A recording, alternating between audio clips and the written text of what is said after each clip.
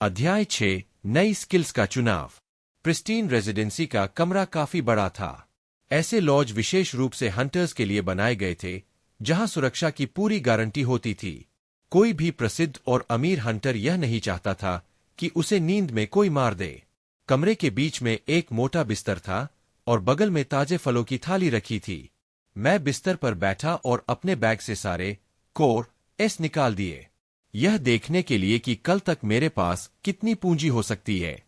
कुल मिलाकर 38 focus, 7 strength और 48 वाइटैलिटी कोर्स थे।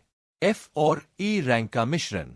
इतने कोर एस आमतौर पर या तो किसी उच्च रैंक वाले हंटर के पास होते हैं जो अकेले निचले डंजन साफ करता है, या फिर ऐसे हंटर्स की पार्टी से जो उच्च स्तर के डंजन पर मिलकर हमला करते हैं। अगर मैं ये सारे कोर एस बेच दूं तो लगभग 180,000 मिल सकते हैं। इतने पैसों से रैंक सी स्किल तो नहीं मिलेगी, पर मैं शायद एक रैंक डी स्किल या 2 रैंक ई स्किल्स ले सकता हूं। अगर मैं एप्स पैराडाइज के बॉस से मिली माइनर हील बेच दूं तो और 20,000 मिल सकते हैं। लेकिन अब उस पोलर बियर के साथ हुई लड़ाई के बाद मेरा मन खुद वह स्किल सीखने का कर रहा था। मैं कोर एस को देखते हुए खो गया था। ऐसा कुछ करना यह हमेशा मेरा सपना था, पर कभी नहीं सोचा था कि यह सपना वास्तविकता बन जाएगा। मेरा मन उन दिनों में चला गया जब राक्षस पहली बार दुनिया में आए थे। मुझे आखिरी बार याद है, मैंने अपने माता पिता से कहा था, आप दोनों मजे कीजिए। वो अपनी विवाह वर्षगांठ पर बाहर गए थे और मैं घर पर एक आलसी बेटा अभी तक कहीं नहीं निकला था। वो आखिरी शब्द थे जो मैंने उनसे कहे थे। अचानक मेरी आंखों से आंसू बह निकले। मुझे याद है वो भय और बेबसी की भावना। जब मैं तहखाने में छिपा था, बाहर से आने वाली चीखें और दहाड़े कानों में गूंज रही थीं, जैसे राक्षस दीवार के पार ही खड़े हों। मैं बस मोबाइल पकड़े बैठा था, न्यूज देखता जा रहा था। राक्षस प्रकट हो गए हैं से लेकर लोग घरों में छिप जाए तक, और फिर सुपर पावर्ड इंसान और सेना सक्रिय हो गई है। मैंने उस तहखाने में लगातार 2 दिन बिताए। पहली बार ऊपर जाकर कुछ खाने की हिम्मत तब मिली। इसके बाद के हफ्तों में सिर्फ मौत और गुमशुदगी की खबरें आती रहीं। मुझे डर और शर्म दोनों लग रही थी। मेरे माता पिता, जिन्होंने मेरे लिए सब कुछ किया, राक्षसों ने उन्हें मार डाला और मैं सिर्फ छिपा रहा। उसके बाद समय जैसे धुंधला हो गया। माता पिता की छोड़ी संपत्ति से जीवन आराम से चल गया, पर धीरे धीरे वह डर क्रोध में बदलने लगा। मैंने ठान लिया, कभी न कभी मैं इन राक्षसों से बदला जरूर लूंगा। महीनों तक मैंने हर चीज सीखी, मॉन्स्टर्स, डंजन्स, अवेकन हंटर्स और इस नई दुनिया की वास्तविकता। और आज पहली बार मैंने एक स्किल बुक सीखी और खुद को जगाया। मैंने आंसू पोंछे, चेहरे पर फिर दृढ़ता लौट आई। तब मैं कुछ नहीं कर पाया था, अब मैं सब कुछ कर सकता हूं। मैंने कुछ एफ रैंक के वाइटैलिटी और स्ट्रेंथ कोर्स अलग रखे ताकि उन्हें एब्जॉर्ब कर सकूं। फिर मैंने कमरे का फोन उठाकर रूम सर्विस बुलाया।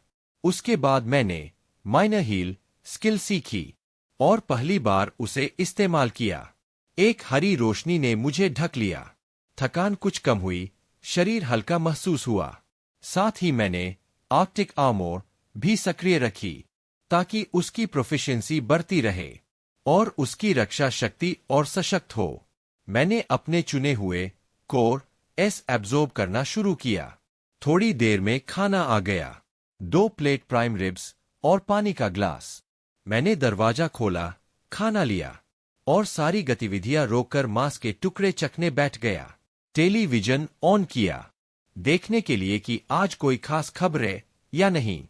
स्क्रीन पर सूट पहने एक एंकर था। सामने एक मशहूर हंटर बैठे थे। मिस्टर दौल, आप हाल ही में यूनाइटेड फेडरेशन के कंट्री जेड से लौटे हैं। वहां के हंटर्स हमारे ब्लेस्ड एम्पायर के हंटर से कितने अलग जीवन जीते हैं। न्यूज एंकर: हाँ, काम मजेदार था, लेकिन वहां का माहौल बिल्कुल अलग था। वहां डंजन डाइविंग पर सख्त सरकारी नियंत्रण है। हंटर्स को अपनी कमाई का आधे से ज्यादा हिस्सा सरकार को देना पड़ता है। सेलिब्रिटी हंटर, अरे वाह, मैं तो बगावत कर दूं। हमारे ब्लेस्ड एम्पायर जैसा कोई नहीं। यहां हंटर्स को आजादी है, बढ़ने का अवसर है। भगवान इस महान राष्ट्र को आशीर्वाद दे। न्यूज एंकर, मैंने चैनल बंद कर दिया। सिर हिलाते हुए मुस्कराया। हमारा ब्लेस्ड एम्पायर सच में ब्लेस्ड है। यूनाइटेड फेडरेशन में भले ही हंटर्स को सरकार को हिस्सा देना पड़ता हो, पर वहां की मौत दर यहां से बहुत कम है। हमारे यहां तो हर कुछ दिनों में कोई डंजन ब्रेक होता है और दर्जनों मारे जाते हैं। मैं जानता हूं, मैं भाग्यशाली हूं कि जिंदा हूं, पर सालों में मैंने सीखा है, हर बात पर यकीन नहीं करना चाहिए। ऑनलाइन फोरम्स में यूनाइटेड फेडरेशन के हंटर्स खुश नजर आते हैं। वहां भी समस्याएं हैं, पर इतनी भयानक नहीं जितनी हमारे चैनल दिखाते हैं। शायद सच जानने के लिए मुझे खुद वहां जाना होगा किसी दिन। मैंने खाना खत्म किया। करीब 40 वाइटैलिटी और स्ट्रेंथ कोर्स एब्जॉर्ब किए और फिर बिस्तर की ओर बढ़ा। सोने से पहले मैंने आर्कटिक आर्मोर सक्रिय की और सो गया। No occupation hunter, vitality 30, focus strength 30, skill S, fireball 81, heal 1, armour 5। सुबह 6 बजे के आसपास आंख खुली। बिस्तर के चारों ओर बर्फ की हल्की परत जमी थी।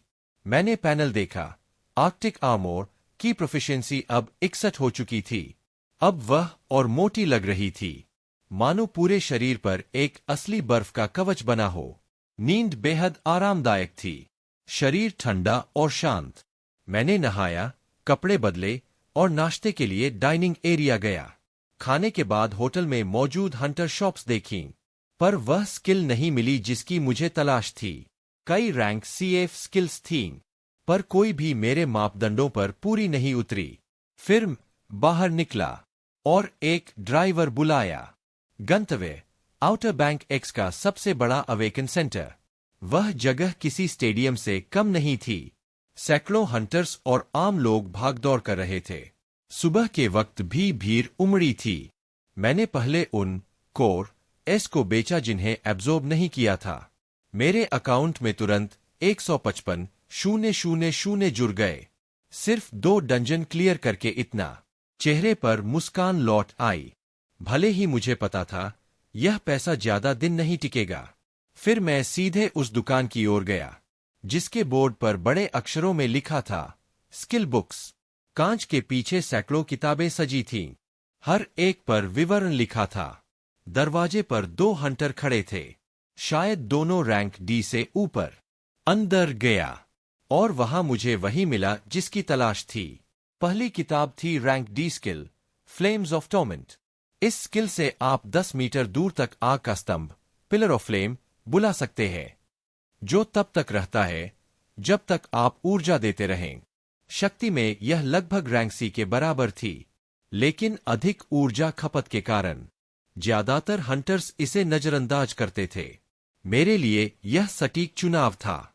जबरदस्त शक्ति, लकीर जैसी जलती आग, जो मेरे सामने आने वाली हर चीज को भस्म कर दे। दूसरी स्किल थी रैंक D, सेफगार्ड। यह स्किल रक्षा को बहुत बढ़ा देती है और कम रैंक की स्किल से होने वाला पूरा नुकसान